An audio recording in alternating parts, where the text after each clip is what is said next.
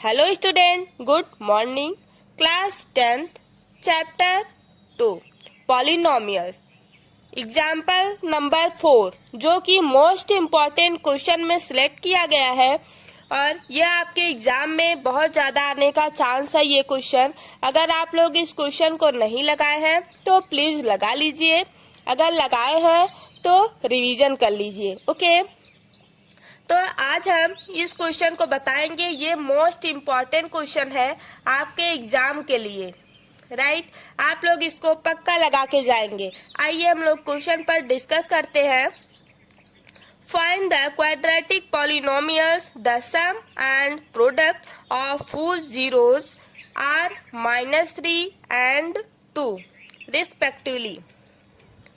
अब इसमें ये आपको क्वेश्चन दिया हुआ है, आपको यूज करना है क्या, पॉलिनोमियल का यूज करके जो इक्वेशन होता है वो आप लिखेंगे, उससे यहाँ से निकालेंगे सम और प्रोडक्ट। निकालने के बाद जो आएगा वो वैल्यू हम लोग पॉलिनोमियल की इक्वेशन में पुट करेंगे, उसके बाद 2 से मल्टीप्लाई करेंगे जो इक्वेशन आएगा उसमें। क्योंकि ये क्वाड्रेटिक पॉलिनोमियल पूछा है। तो आइए हम लोग ऐसा करते हैं। तो पहले यहाँ पर हम लोग इक्वेशन लिखेंगे। इक्वेशन किसका, पॉलिनोमियल का। क्या होता है, ax² plus bx plus c, ये इक्वेशन होता है पॉलिनोमियल का। अब हम लोग को क्या निकालना है, सम निकालना। जो दिया हुआ है -3, तो आप यहाँ से लिखेंगे sum of zeros. Sum of zeros कितना दिया हुआ है, -3। सम ऑफ जीरोज का फार्मूला क्या होता है, -b/a होता है, राइट। यहाँ से निकलता है -b/a। तो ये -b/a किसके इक्वल हो गया, -3 के। अब यहाँ पर एक बात आप बताइए, जब यहाँ पे -b है तो ये आप यहाँ पे क्या किए हैं, -3 है ऐसा गिवन है, तो बाई जब a के नीचे a यहाँ पे है और a के इधर इस साइड कुछ नहीं है, जब अपान में कुछ नहीं रहता तो हम लोग क्या मान लेते हैं, 1 मान लेते हैं। तो यहाँ से ये पता चला a की वैल्यू 1 है और b अपने आप अब निकल जाएगा। जब a की वैल्यू 1 है तो यही वाला यहाँ पे देखिए b/1 इक्वल टू -3/1। तो अब यहाँ से ये माइनस इस माइनस से कैंसिल हो जाएगा। आप यहाँ से निकाल लेंगे b इक्वल टू 3। जब b की 3 वैल्यू आ गई और 1 का वैल्यू कितना आ गया, 1 आ गया। अब हमको क्या निकालना है, प्रोडक्ट निकालना है। तो आइए हम लोग प्रोडक्ट भी निकालते हैं। तो आप यहाँ पे लिखेंगे product of zeros equal to 2, ऐसा गिवन दिया हुआ है।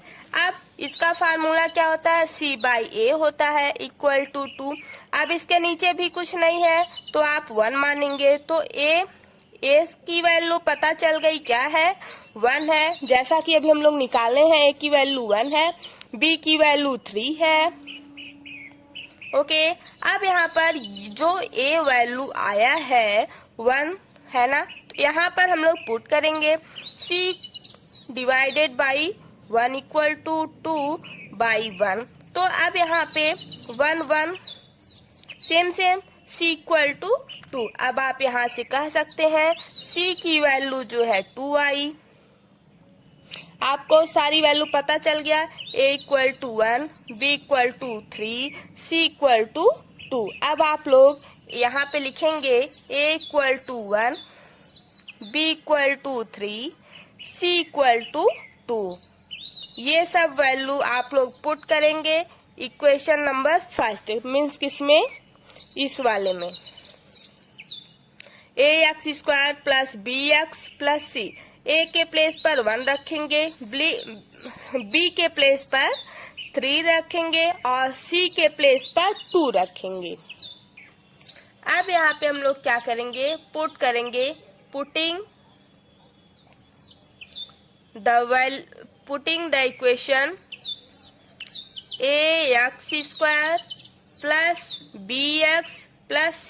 अब यहाँ से a की वैल्यू 1 है, b की वैल्यू कितना है, 3 है, सी की वैल्यू कितना है 2 है।